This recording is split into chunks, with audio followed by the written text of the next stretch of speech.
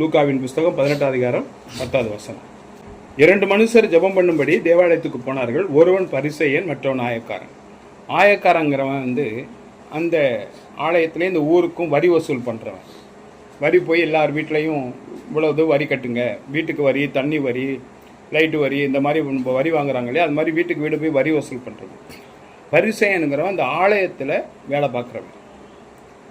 ஆலயத்தை ஆளுங்களை வச்சு கூட்டுறது, சுண்ணாம்படிக்கிறது, தண்ணி எடுத்து வைக்கிறது, அந்த பாஸ்ட் வர்றதுக்கு முன்னாடி எல்லா வேலையும் செய்கிறவன் பரிசேயன். 2 பேரும் ஜெபம் பண்ணுறதுக்காண்டி ஒரு சர்ச்சுக்கு போகிறாங்க. அடுத்த வசனம்.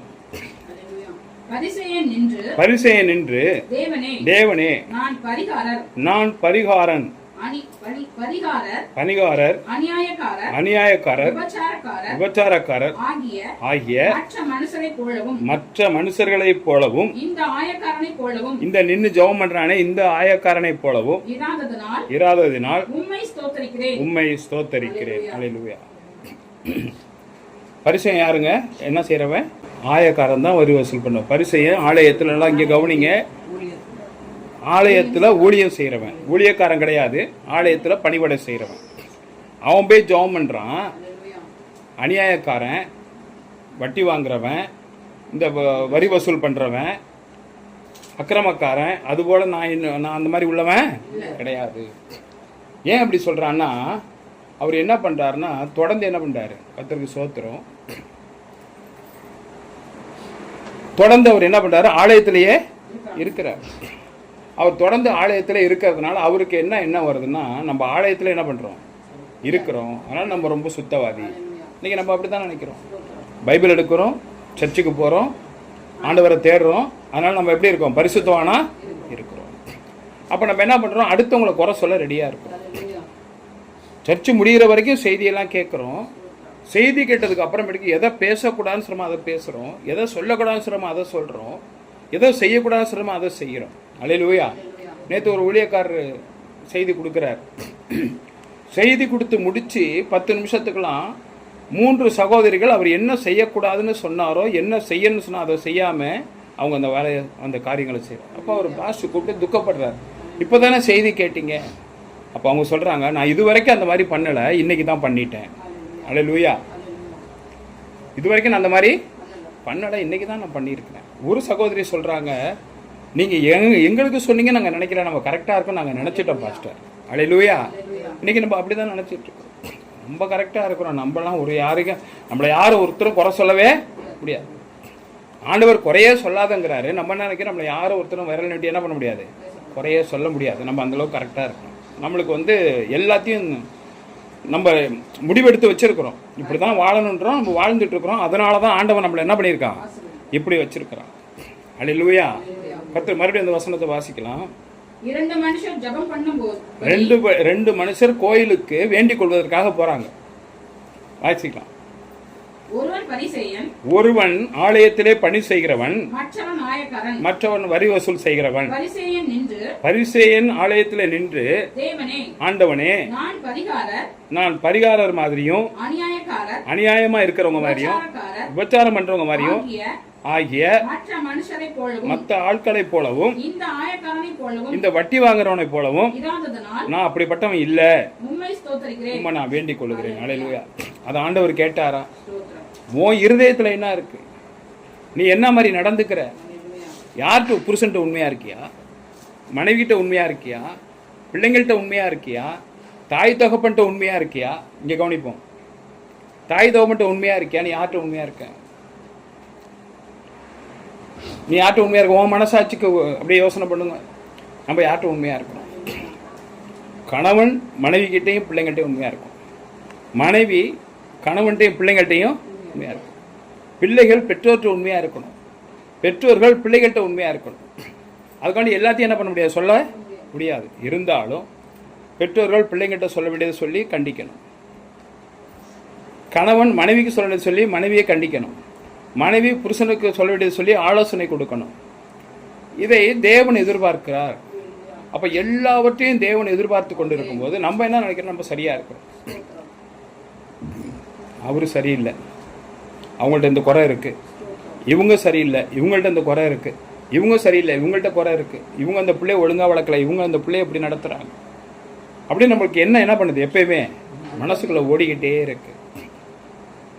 ரெண்டு பேர் வேண்டும் போது ஒருத்தன் வேண்டான் பாருங்க, நான் வந்து அநியாயக்காரன் கிடையாது, விபச்சாரக்காரன் கிடையாது, மற்றவங்க மாதிரி கிடையாது, இந்த நின்று வேண்டிக்கிட்டு இருக்கானே ஒருத்தன் வந்து பக்கத்தில் வேண்டான், அவன் வரி வசூல் பண்ணுறான், ஒன்றுக்கு ரெண்டாக என்ன பண்ணுறான், வரி வசூல் பண்ணி காசு பிடுங்குறான், அவனை மாதிரி நான் கிடையாது, நான் யோகியன். அல்லேலூயா. ஆண்டவருக்கு தெரியும் நீ யாருன்னு. கர்த்தருக்கு சோத்திரம். ஆண்டவருக்கு தெரியும் நீ யாருன்னு, நீ எப்படியாப்பட்டவன் எப்படியாப்பட்டவள்னு ஆண்டவருக்கு தெரியும். இல்லைன்னா ஆண்டவர் உனக்கு ஒரு பனிஷ்மெண்ட்டு கொடுக்க மாட்டார். 3 வேளை நல்ல ஆகாரம், அந்த ஆகாரம் சாப்பிட்டதுக்கப்புறம் நல்ல செரிமான சக்தி, இரவு படுக்கும்போது நல்ல உறக்கம், கட்டிக்கிறதுக்கு நல்ல துணிமணி, தங்குவதற்கு ஒரு அழகான வீடு, உனக்கு வேண்டிய ஆசீர்வாதங்கள் எல்லாவற்றையும் தேவன் தருவார். இது யாருக்குன்னா நீ எப்படிப்பட்டவங்கன்னு ஆண்டவருக்கு தெரிஞ்சவங்களுக்கு கண்டிப்பாக என்ன பண்ணுவார், இதில் எந்த குறையும் இருக்காது, எந்த குறையும் இருக்காது.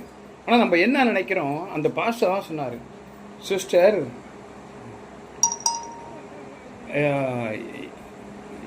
எல்டா சிஸ்டர் இங்கே வாங்க, நான் எனக்கு நீங்கள் கொடுக்குற இந்த இன்னைக்கு கொடுத்த செய்தி எங்களுக்கு இல்லைன்னு நினச்சோம், அது எப்படி நீங்கள் நினைக்கிறீங்க? அடுத்த நிமிஷம் நான் செய்யக்கூடாதுன்னு சொன்னதை நீங்கள் செஞ்சுக்கிட்டு இருக்கிறீங்களே. உங்கள் பேர பிள்ளைங்க கத்தி கூத்தடிச்சுக்கிட்டு மேலே பழிபடுத்த மேலாம் ஏறி ஓடிக்கிட்டு இருக்கு. அந்த பிள்ளை அழுது அவங்க வீட்டில் அவங்க அம்மா கிட்ட கிண்டர் ஜாய் வேணும்னு கேட்குது. அல்லேலூயா. என்ன பிள்ளை வளர்க்குறீங்க, அவங்கள வந்து கேட்குறீங்களா? உங்கள் பேர பிள்ளை அங்கே ஓடிக்கிட்டு இருக்க, நீங்கள் கேட்டிங்களா? அவங்களால பதில் சொல்ல முடியல. அவங்க விளையாடிக்கிட்டு இருக்கு, இவன் கத்திக்கிட்டு இருந்தான், அதை நீங்கள் நீதி செய்யவே கூடாது. நான் அந்த பிள்ளைங்களையும் கேட்கல, இந்த பிள்ளைங்க நான் என்ன பண்ணல கேட்கல. அவங்களுக்கு பெற்றோர்கள்ட்ட ஒரு அதிகாரம் கொடுத்துருக்காங்க, அவங்க என்ன பண்ணுவாங்க, பிள்ளைங்களை கண்டித்துக் கொள்வார்கள். அப்போ நீ இவ்வளோ நேரம் செய்தி கேட்டு என்ன பிரயோஜனம்? செய்தி ஃபுல்லாக உட்காந்து கேட்போம், நம்மளுக்கு பார்த்தீங்கன்னா அவ்வளோ வியாதி இருக்கும். நம்ம என்ன பண்ணுவோம், யாருக்காச்சும் ஒரு வியாதி தான் இருக்கும், அவங்களுக்கு போய் மருந்து என்ன பண்ணுவோம் சொல்லிக்கிட்டு இருப்போம். நீங்கள் இந்த மருந்து போட்டுக்கோங்க, இந்த மருந்து போட்டால் நல்லா ஆயிரும், இந்த மருந்து போட்டுக்கோங்க. நம்மளுக்கு வசனமே தெரியாது, வசனம் தெரிஞ்சாலும் அர்த்தம் தெரியாது. அடுத்தவங்களுக்கு போய் என்ன பண்ணுவோம், இந்த வசனத்தை படிங்க, இந்த வசனத்தை படிங்க, இந்த வசனத்தை படிங்க. பாஸ்டர் அழகாக செய்தி கொடுத்தார். நீங்கள் போய் அவங்களுக்கு பைபிள் எடுத்து வசனம் கொடுக்குறீங்களா சிஸ்டர், உங்களுக்கு எத்தனை வசனம் தெரியும்னதும் டக்குன்னு அவங்களுக்கு கோவம் வந்துருச்சு. பாஸ்டர் எனக்கு எல்லா வசனமும் தெரியும் பாஸ்டர். வேணாம் சிஸ்டர், நான் உங்களுக்கு அவங்கள போதிக்கவே சொல்லலை. அவங்க ஒரு ஸ்கூல் டீச்சர், அவங்க ஒரு, நீங்கள் ஒரு ஹவுஸ் மெய்டு, நீங்கள் வந்து ஒரு வீட்டில் என்ன பண்ணுறீங்க, உங்களை தப்பாக சொல்லலை, வீட்டில் இருக்கிறீங்க. அவங்க ஒரு டீச்சர், அவங்க சீக்கிரமாக அவங்களால அப்சர்வேஷன் பண்ண முடியும். அப்போ இப்போ தான் புதுசாக என்ன பண்ணியிருக்காங்க, ஆலயத்துக்கு வந்திருக்கிறாங்க. நான் உங்களுக்கு போய் போதிங்கன்னு சொல்லவே இல்லையே. உங்கள்கிட்ட கேட்டாங்களா இந்த வசனம் வேணும்னு சொல்லி? இல்லை இல்லை பாஸ்டர். அப்புறம் எதுக்கு நீங்கள் போய் சொல்லிக்கிட்டு இருக்கிறீங்க? இனிமேலுக்கு அப்படிப்பட்ட தவறுகளை செய்யாதீர்கள். அடுத்த வசனம், வாரத்தில் 2 நாள் 2 தரம், அந்த பரிசையை மறுபடியும் வேண்டாம் பாருங்க. வாரத்தில் 2 தரம் உபவாசிக்கிறேன், நான் உபவாசம் பண்ணி ஜெபிக்கிறேன், என் சம்பாத்தியத்தில் எல்லாம், என் சம்பாத்தியத்தில் நான் சம்பாதிக்கிற பணத்தில் எல்லாம் தசமபாகம் செலுத்தி வருகிறேன், கரெக்டா மாசம் பிறந்தா தசமபாகம் செலுத்தி வருகிறேன் என்று தனக்குள்ளே ஜெபம் பண்ணினான். தனக்குள்ளே சொன்னான். வாரத்தில் கரெக்டா ஆலயத்துக்கு வர்றேன், 2 நாள் உபவாசம் பண்றேன், கரெக்டா தசமபாகம் கொடுத்துட்றேன். ஆனா ஆரம்பத்தில் அவன் என்னங்க சொன்னான், ஃபர்ஸ்ட் முதல் ஜபத்தில் என்ன சொல்றான், நான் அக்கிரமக்காரன் கிடையாது, அநியாயக்காரன் கிடையாது, விபச்சாரம் கிடையாது, இந்த ஆயக்காரன் பின்னாடி நீ ஜெபிக்கிறான் அவனை மாதிரியும் நான் கிடையாது. ஆண்டவர் கேட்டாரா, நீ யாரு, நீ நல்லவனா கெட்டவனா ஆண்டவருக்கு தெரியுமா தெரியாதா? உன்னைய பற்றி உன் பக்கத்தில் உள்ள வீட்டில் உள்ளவங்களுக்கே தெரியும் நீ யாருன்னு. உன்னை பற்றி உன் கணவனுக்கு தெரியும், உன்னை பற்றி உன் மனைவிக்கு தெரியும், உன் பிள்ளைகளை பற்றி பெற்றோருக்கு தெரியும், பக்கத்து வீட்டில் உள்ளவங்களை போய் கேட்டால் உன்னை பற்றி தெரியும். நீ அடுத்தவர்களுக்கு ஏன் நியாயம் சொல்ற? மத்தேயு 7:1 வாசிப்போம். நீங்கள் குற்றவாளி என்று தீர்க்கப்படாதபடிக்கு, நீங்கள் மற்றவர்களால் குற்றவாளி என்று சொல்வதற்கு முன்பாக மற்றவர்களை குற்றவாளி என்று ஏன் சொல்லுகிறாய்? அல்லேலூயா. நீ குற்றவாளின்னு அடுத்த நிமிஷம் உன்னை யாராச்சும் சொல்ல போறாங்க, நீ ஏன் அடுத்தவங்களை குற்றவாளின்னு சொல்லிட்டு இருக்க? அவங்க அதை செய்யறாங்க, அவங்க அதை செய்யறாங்க, அவங்க அதை செய்யறாங்க. உன்னை நீ சரிபார்த்துக்கொள். அல்லேலூயா. உன்னை நீ சரிபார்த்துக்கொள். அவன் சொல்கிறான் அடுத்தது, நான் வாரத்தில் 2 தடவை உபவாசம் பண்ணுறேன், பாஸ்டிங் போட்டு ஜெபம் பண்ணுறேன், விரதம் இருக்கிறேன், ஒரு நிமிஷம் விரதம் இருக்கிறேன், நான் சம்பாதிக்கிற பணத்துல எல்லாத்துலயும் தசமபாகம் செலுத்தி வருகிறேன். இங்க இருந்து 2 ரூபா, அங்க 10 ரூபா, இங்க 50 ரூபா, இங்க 1000 ரூபா, எவ்வளவு வருதோ எல்லாத்தையும் ஒண்ணா கூட்டி கழிச்சு மாசத்துல தசம பாகம் கரெக்டா கொடுக்குறேன் அப்படின்னு சொல்லி அவன் ஜெபம் பண்றான். ஜெபம் பண்ணினான். அந்த வரி வசூல் பண்றான் பாருங்க, அவன் ஜெபம் பண்றான். வாசிக்கலாம். ஆயக்காரன் அல்லேலூயா. ஆயக்காரன் தூரத்தில் நின்று போதும். அவங்க நினைக்கிறாங்க ஆலயத்துக்குள்ள வர்றதுக்கே அவனுக்கு பயமா இருக்குங்க. அல்லேலூயா. நம்ம எல்லாத்தையும் பண்ணிட்டு சர்ச்சுக்குள்ள வந்து உட்காந்து நம்ம துணிச்சலா என்ன பண்றோம், எல்லாம் பேசுறோம். அவன் சர்ச்சு வாசல்ல நின்றுக்கிட்டான், உள்ளேயே வரல. ஏன்னா அவன் பண்ற பாவம் அவனுக்கே என்ன பண்ணுது தெரியுது. அப்ப ஆண்டவன்ட்ட வேண்டான். ஆயக்காரன் தூரத்தில் நின்று தன் கண்களையும் வானத்துக்கு ஏறெடுத்து துணியாமல். சாமி எங்கங்க இருக்கு? வானத்துல இருக்கு. மேல பார்த்து கூட சொல்றதுக்கு உனக்கு பயங்க. சாமியை பார்க்கறது நம்மளுக்கு தகுதியே இல்ல. சகுதி நம்மளுக்கு ஆண்டவரை நோக்கி பார்க்கறது தகுதியே இல்லை. நம்ம தகுதி குறைஞ்சு போயிட்டோம். வட்டி வாங்குறோம், வரி வசூல் பண்றதுல வட்டி கூட காசு போட்டு வாங்குறோம், பொய் சொல்றோம். அப்ப வானத்திற்கு தலையை தூக்கி பார்க்க அவனால் முடியாம தன் மார்பிலே நெஞ்சிலே அடித்துக்கொண்டு, தேவனே பாவியாக என் மேல் கிருபையா இரும் என்றான். அவன் பண்ற ஜெபத்தை பார்த்தீங்களா? தூரத்துல நிக்கிறான். எனக்கு எந்த தகுதியும் உங்களை கும்பிடுறதுக்கு தகுதியே இல்லை, மேலையும் பார்க்க முடியல என்னால. நீங்க இருக்கிற இடம் அது, நான் பாவியா இருக்கிறேன், நான் பாவம் செஞ்சுட்டேன். எத்தனை பேர் சாட்சி சொல்றோம். நான் இந்த அடிக்கடி நான் போய் சொல்லிக்கிட்டே இருக்கேன், அடிக்கடி பரியாசம் பண்ணிக்கிட்டு இருக்கேன், அடிக்கடி அடுத்தவங்களை கோழி முட்டி விடுறேன், அடுத்தவங்களை பற்றி தான் நான் எப்பொழுதும் பேசுகிறேன். யாரும் சொல்ல முடியும்? நம்மளால முடியுமா? நான் எப்போ பார்த்தாலும் பரியாசம் பண்ணி தான் சிரிப்பேன். அடுத்தவங்களை பற்றி பேசாத நாளே கிடையாது. யாரால சொல்ல முடியுமா?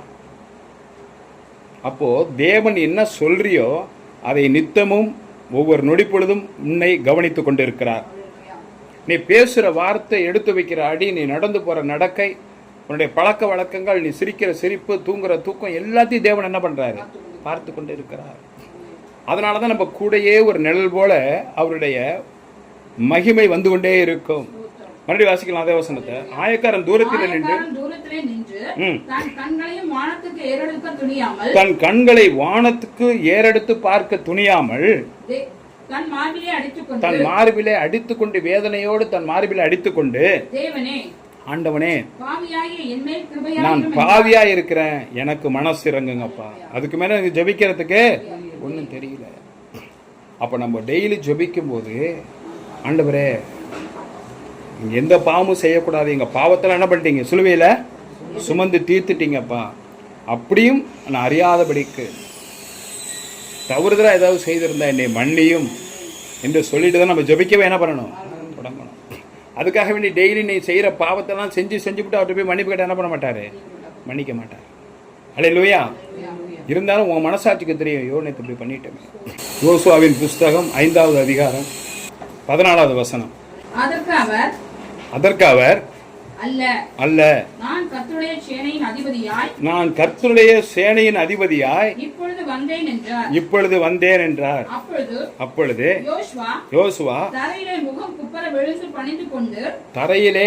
குப்புற விழுந்து பணிந்து கொண்டு அவரை நோக்கி, வசனத்தை கவனிங்க, அவரை நோக்கி, என் ஆண்டவர் தமது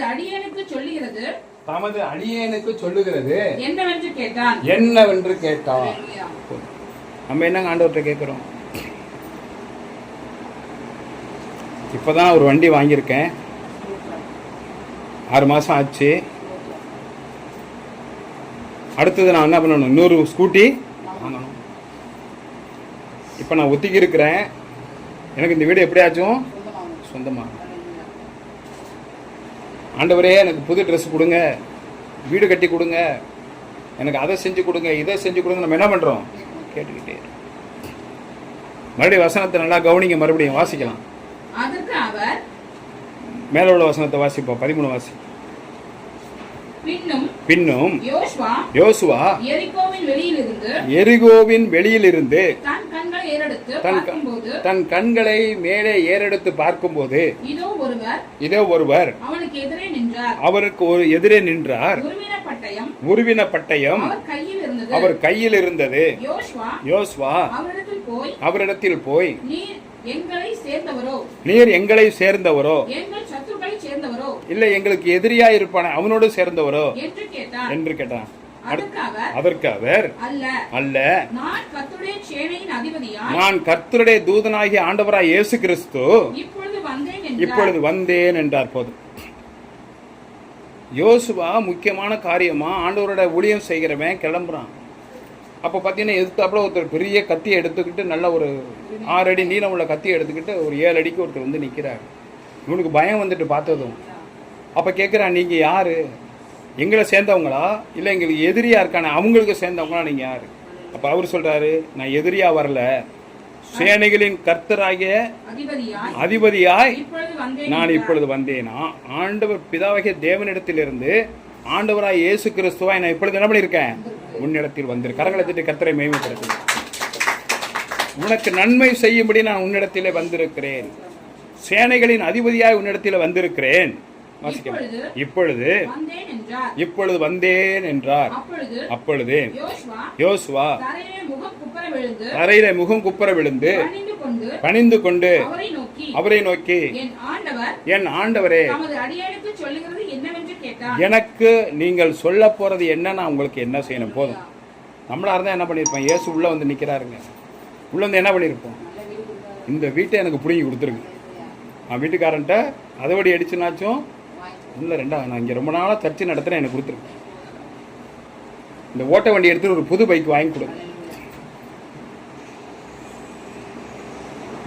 ஒரு நல்ல ஒரு 3 பிளாட் எனக்கு என்ன பண்ணியிருக்கேன், வாங்கி கொடுங்க.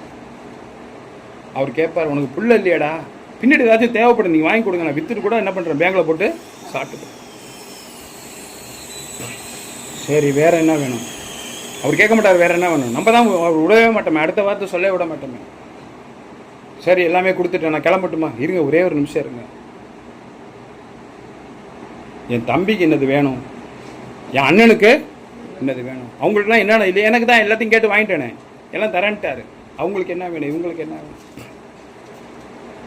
கடைசியாக ஒன்றே ஒன்று, இவன் எப்போ பார்த்தாலும் இந்த ரோட்டில் போகும்போது முறைச்சிக்கிட்டே போகிறான், அவன் அடிபட்டு சாகணும், இல்லைன்னா என்ன பண்ணுவான், அவன் இருக்கவே கூடாதுங்க. நிச்சயமாக நம்ம என்ன பண்ணுவோம், கேட்போங்க. ஆனால் யோசுவா மோசையின் சிசியன் ஆண்டவரை நேராக பார்த்ததுக்கப்புறம் அவன் முகங்குப்புற கீழே விழுந்துட்டு கேட்குறான், நீங்கள் எனக்கு என்ன சொல்ல போகிறீங்க, நான் உங்களுக்கு என்ன செய்யணும்? நம்ம என்னைக்காச்சும் இப்படி கேட்டிருக்கோமா? இறைவனை பார்த்துக்கப்புறம் அவன் கேட்குறான். இன்றைக்கி நம்ம ஜெபம் பண்ணும்போது, ஆண்டவரே, நான் ஒரு வீடு கட்டணும், எங்கள் அண்ணன் மாதிரியே ஒரு பெரிய வீடு கட்டணும், எங்கள் அண்ணன் மாதிரியே புது பைக்கு வாங்கணும். அப்போ அவன் கேட்குறான், நான் உங்களுக்கு என்ன செய்ய, நீங்கள் எனக்கு என்ன ஆண்டவர் சொல்ல போகிறீங்க, நான் என்ன செய்யணும்?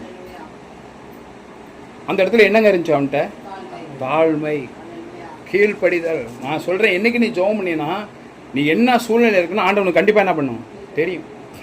அது தெரியும் போது நீ விண்ணப்பம் வச்சா போதும், ஆண்டவரே எனக்கு இந்த மாதிரி காரியம் நடக்குது, எனக்கு இந்த காரியத்தை தெரிவிங்க அப்படின்னு நீ கேட்க வேண்டிய அவசியமே இல்லை.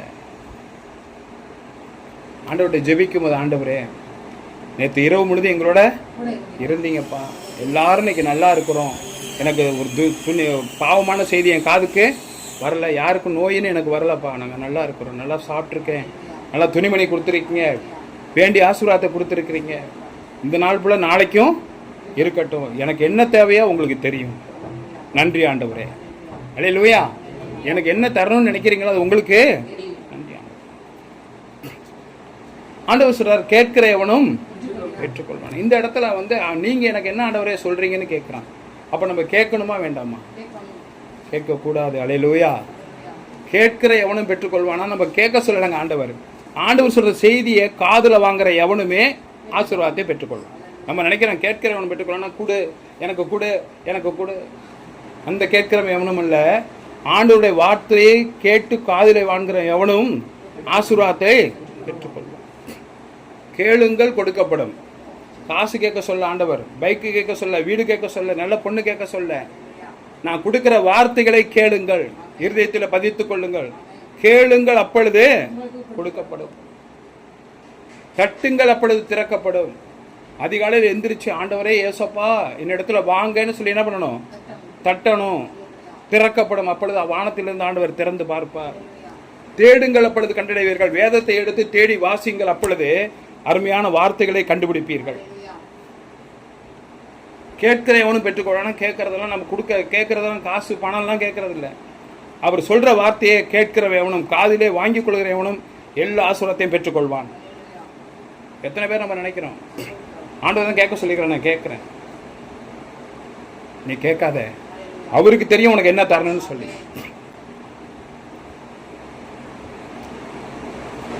எத்தனை வருஷமா இருந்தாலும் சரி, ஜுமானா போலீஸ் வேலைக்கு போறது உறுதி.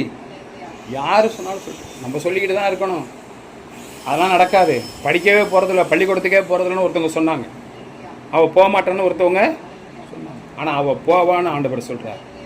அல்லேலூயா. இது வெளிப்பாடு. எப்படியா இருந்தாலும் +2 படிச்சிருவா, கண்டிப்பா அவ போலீஸ் வேலைக்கு போவா. ஆனா போலீஸ் வேலைக்கு போனதும் அஜீஸை உள்ள வைக்கக்கூடாது. என்ன ஜுமானா? திருடனை தான் பிடிக்கணும். கர்த்தருக்கு சோத்திரம். கர்த்தர் உங்களை ஆசீர்வதிப்பாராக. அப்போ கேட்கிறவனும் பெற்றுக்கொள்வான். அப்போ அவன் கேட்குறான், ஆண்டவரே நீங்க எனக்கு என்ன சொல்ல போறீங்க, நான் என்ன செய்யணும்? மறுபடியும் இந்த வசனத்தை வாசிக்கலாம். 5:14. அப்பொழுது கர்த்தருடைய அதற்கு அவர், அல்ல, நான் கர்த்தருடைய சேனையின் அதிபதியாய் கர்த்தருடைய சேனையின் அதிபதியாய் ஆண்டவராய் இயேசு கிறிஸ்துவாய் இப்பொழுது நான் வந்திருக்கிறேன். அப்பொழுது யோசுவா உடனே ஆண்டவர் பார்த்தது கீழே குப்பர விழுந்து அவரை வேண்டிக் கொண்டு கீழ்ப்படிந்து அவரை நோக்கி, என் ஆண்டவனே நீங்கள் எனக்கு என்ன சொல்ல போறீங்கப்பா? காதிலே கேட்டுக்கொண்டு நிற்கிறான். ஐயோ வந்திருக்கிறாரு, என்ன சொல்ல போறாரு? சொன்னா என்ன பண்ணணும்? நம்ம செய்யணும். அவர் சொல்றத நம்ம யாராச்சும் ஆண்டவர் சொல்றதை செய்யறோமா? எல்லாம் கேட்டா என்ன சொல்லுவீங்க? இது வரைக்கும் எனக்கு ஆண்டவர் சொல்லவே இல்லையே. என்ன சொல்லுவோம்? ஆண்டவர் என்னைக்கு சொன்னாங்க நான் செய்யறதுக்கு. நம்ம சொல்லுவோம், நீங்க சொன்னீங்கல்ல சர்ச்சில், அது மாதிரி தான் செய்யறேன். எல்லாத்தையும் செய்வியா? சர்ச்சில் நான் சொல்றதெல்லாம் செய்யறியா? கேட்டா ஆண்டவர் சொல்றதெல்லாம் என்ன பண்ணது வரைக்கும் ஆண்டவர் எங்கள்கிட்ட, ஆண்டவர் செய்தி மூலியமா உங்க இடத்துல என்ன பண்றாரு? பேசிக்கொண்டு இருக்கிறார். வார்த்தையின் மூலமாய் பேசிக்கொண்டு இருக்கிறார். எதையாவது முக்கியமான ஒரு நல்ல அவங்களுக்கு சாதகமான எடுத்து நீங்க சொல்றதை நாங்க செய்கிறோம். மற்றது என்ன பண்ணாங்க? செய்ய மாட்டாங்க. 15வது வசனம். நல்லா கவனிங்க, வார்த்தையை கவனிங்க. அப்பொழுது கர்த்தருடைய சேனையின் அதிபதி யோசுவாவை நோக்கி, உன் கால்களில் இருக்கிற கலட்டி போடு. போதும். என்னங்க சொன்னார் ஃபர்ஸ்ட் அவரு? நான் உங்களுக்கு என்ன செய்யணும் ஆண்டவரே, நீங்க எனக்கு என்ன சொல்ல போறீங்க? அதான் அவன் கேட்டான். அவன் ஒரு ஊழியக்காரனுக்கு அசிஸ்டன்ட், மோசையோட உதவியாளன். மோசை இறந்ததுக்கு அப்புறமேட்டுக்கு அவன் ஊழியக்காரனா வந்துட்டான். ஊழியக்காரன் வந்ததுக்கு அப்புறம் ஆண்டவரை நேராக பார்க்குறான். பார்த்ததுக்கப்புறம் அவர் காலில் விழுந்து வணங்குறான். நீங்கள் எனக்கு என்ன சொல்ல போறீங்க சொல்லுங்க, நான் செய்யறேன்னு சொல்றதுக்கு ரெடியாக இருக்கிறான். அப்போ ஆண்டவர் முதல் என்ன சொல்றாரு? ஒரு ஊழியக்காரனுக்கு துணையாக இருந்தவன், பரிசுத்தமானவன், ஒழுக்கமானவன். ஆண்டவரை நம்ம தரிசிக்கணும்னா எல்லாத்துலேயும் ஒழுக்கமாக இருந்தால் தான் நீ பார்க்க முடியும். அப்போ தான் உனக்கு முழு ஆசீர்வாதம் கிடைக்கும். அப்போ எல்லாத்தையும் பார்க்குறவன் ஆண்டவர் நேராக பார்த்துட்டாப்பா ஒரு பரிசுத்தமான இருக்கிறான். பரிசுத்தம் ஆண்டவர் சொல்றாரு, உன் காலோட செருப்பை முதல் அவுத்து போடு. மறுபடியும் வாசிக்கலாம். அப்பொழுது கர்த்தருடைய சேனையின் அதிபதி யோசுவாவை நோக்கி, உன் கால்களில் இருக்கிற செருப்பை கலட்டி போடு, நீ நிற்கிற இடம் போதும். இந்த சர்ச்சு பரிசுத்தமானதுங்க. இப்ப செருப்பு போட்ட வந்து உட்காந்துருக்கோம். இப்போ ஆண்டவர் சொல்றாரு, நீ பரிசுத்தத்தோட உள்ளவா. அவன்கிட்ட எல்லா பரிசுத்தமும் இருக்கு. அல்லேலூயா. நீ அந்த காலில் இருக்க செருப்பை என்ன பண்ணிடு? கலட்டி போடு. அதான் நான் உனக்கு சொல்ற உத்தரவு. இன்னைக்கு சொல்ற உன் இருதயம் எப்படி இருக்கு? செருப்பெல்லாம் அங்கே கழட்டி போட்டாச்சு. இருதயம் எப்படி இருக்கு? இருதயத்தோட கசப்பு எப்படி இருக்கு? இருதயத்தோட இருள் எப்படி இருக்கு? அதெல்லாம் நீ இன்னைக்கு கொண்டு போய் வெளியில போட போற. இதே மாதிரி உன் பாதரட்சி, இது நிற்கிற இடம் பரிசுத்தமானது, உன் பாதரட்சியை கழட்டி போடுன்னு ஆண்டவர் இன்னொருத்தர் சொன்னார். யாரு? மோசையிடம் சொன்னார் ஆண்டவர். அல்லேலூயா. மோசே, நீ நிற்கிற இடம் பரிசுத்தமானது, இந்த பாதரட்சி என்ன பண்ணிடு? கழட்டி போடு. அப்போ அவன்கிட்ட எல்லா குணங்களும் இருக்கு. ஆண்டவரை பார்த்து தான் அவன் காலில் போட்டுக்க செருப்பு அவனுக்கு என்ன பண்ணல, கண்ணுக்கு தெரியல. ஐயோ ஏதோ ஆண்டவர் வந்துட்டார் அப்படின்னு சொல்லிட்டு இந்த பரிசுத்தத்தில் என்ன பண்ணிட்டான்? செருப்பு காலில் டக்குன்னு சொன்னதை இவனுக்கு பதறி போயிடுச்சு. உடனே கொண்டு என்ன பண்ணிட்டான்? யோசுவா அப்படியே செய்தான். அப்படியே செருப்பு கொண்டு கழட்டி போட்டான்.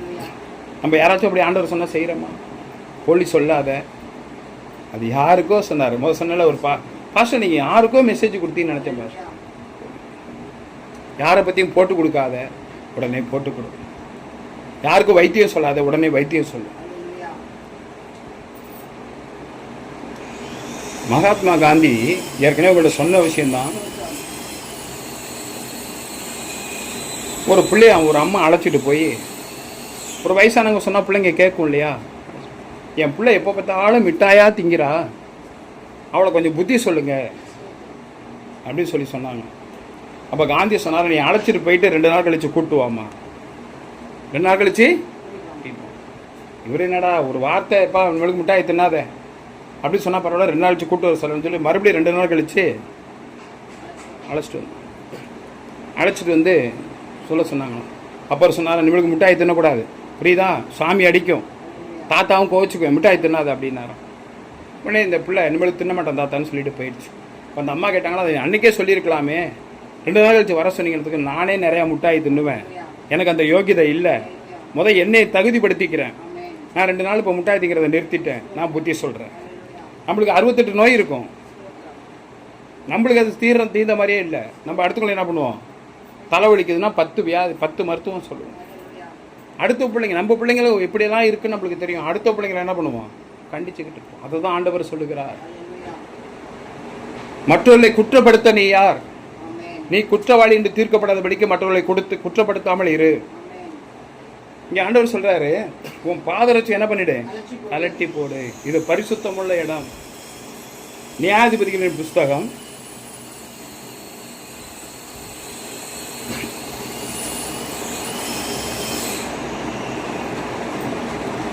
'உடனே அவன் கீழ்ப்படுகிறான். சொன்ன உடனே என்ன பண்றான், கீழ்ப்படுகிறான். இப்ப நம்மளுக்கு என்ன பரிசுத்த குறைச்சல்? அப்ப எல்லாரும் உண்மையிலே உங்களுக்கு தெரியும், நான் யாரையும் குற்றம் சொல்லலை. உங்களுக்கு நீங்கள் எதில் பரிசுத்த குலைச்சலும் உங்களுக்கு எல்லாருக்குமே தெரியும்.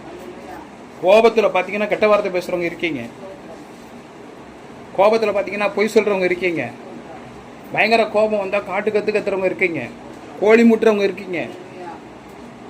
யார்கிட்டயாச்சும் ஒரு குணம் என்ன பண்ணிரு, கெட்ட குணம் இருக்கும்.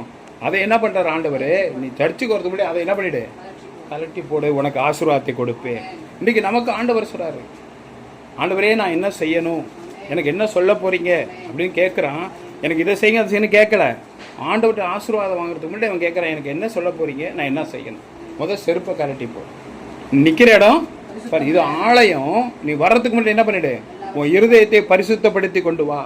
அப்போ இங்கே வந்ததுக்கு அப்போ இங்கே வந்துட்டு பரிசுத்தமாக இருக்கலாம், வெளியில் போனதுக்கப்புறம் மறுபடியும் என்ன பண்ணலாம், அதே தப்ப செய்யலான்னு இல்லை, எப்பயுமே செய்யாது. ஆலயத்துக்கு வரதுக்கு முன்னாடி எப்படி இருக்கணும், பரிசுத்தமாக இருக்க வேண்டும்.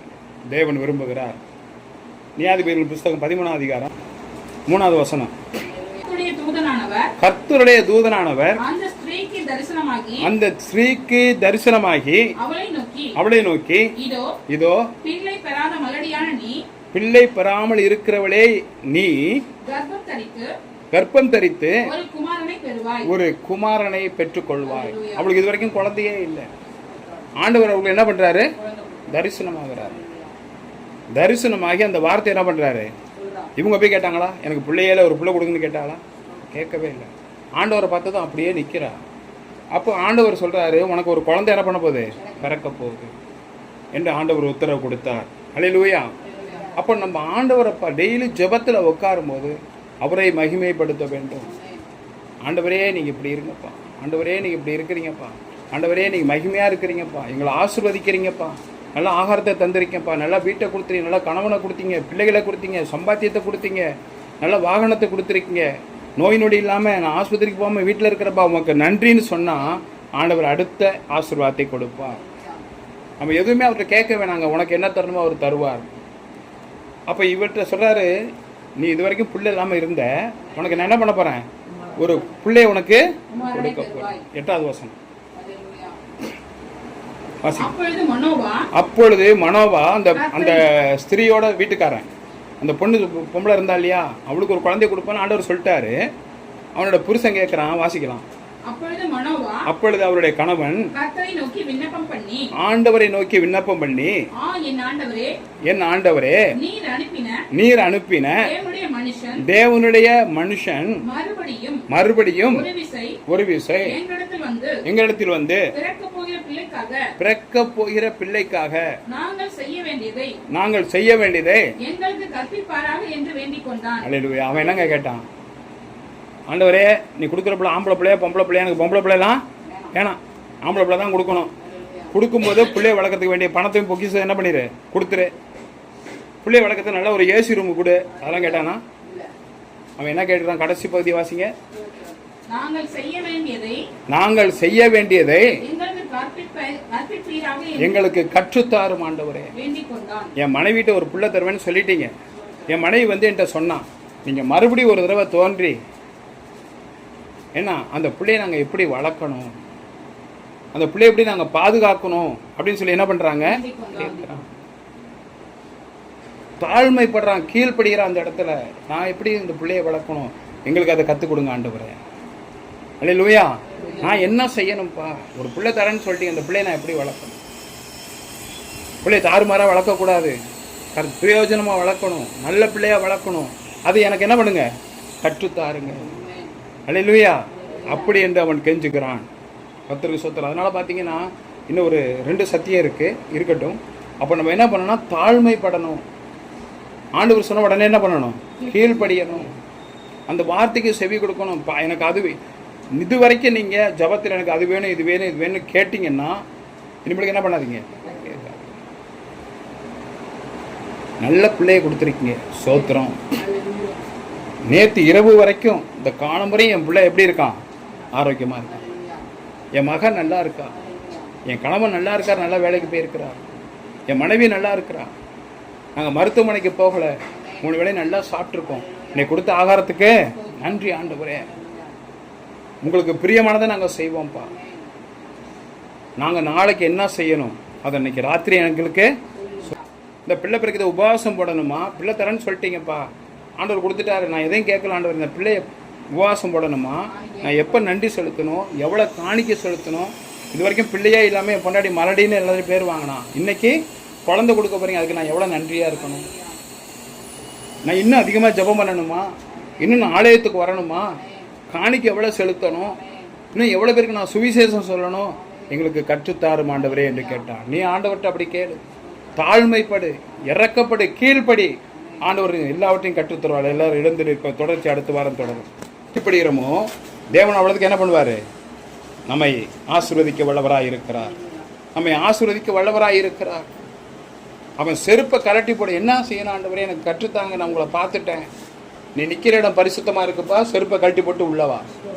நீ சர்ச்சுக்கு வர்ற, யாரையும் சண்டை போட்டுட்டு வராத, யாரையும் கோழி முட்டிட்டு வராத, யாரையும் பரியாசம் பண்ணிட்டு வராத, கணவனோட சண்டை போடாத, மனைவியோட சண்டை போடாத, கெட்ட வார்த்தை பேசாமல் சர்ச்சுக்கு வா, அமைதியாவா. நான் அப்பொழுது உன்னை நான் என்ன பண்ணுவேன்? ஆசீர்வதிப்பேன். உன் இருதயத்தில் எல்லாத்தையும் அப்படியே கலட்டி வெளியில போடு, நான் உன்னை ஆசீர்வதிப்பேன் என்று சொல்லி ஆண்டவர் விரும்புகிறார். கர்த்தருடைய பரிசுத்த நாமத்துக்கு ஸ்தோத்திரம் என்று ஜெபிக்கிறேன்.